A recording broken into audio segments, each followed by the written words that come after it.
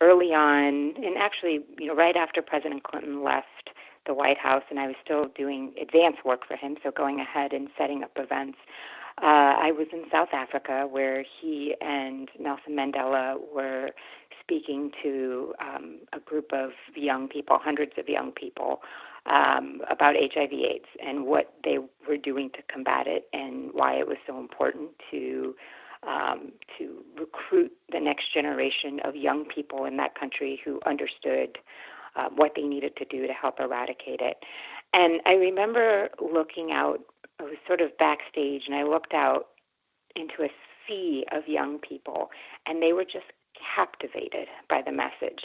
And all I thought was, wow, one, the power of a messenger, really. I mean, I'm looking out at hundreds of people who now, were going to maybe live their life differently. And not only that, they were so captivated by them that they would then take that message and be messengers themselves to their communities.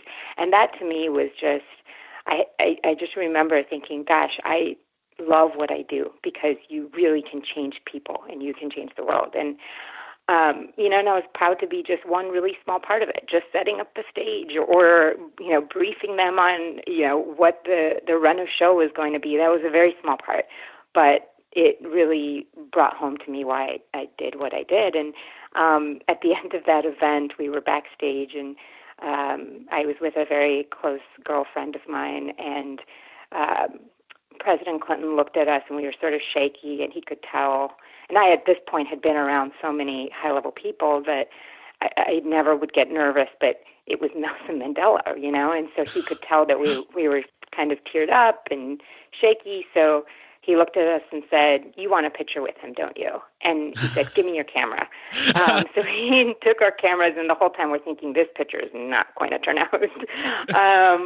But it did, and we have it, and it's such a great memory, and it really, for me, I look at it, and it encapsulates everything about why I got into this world.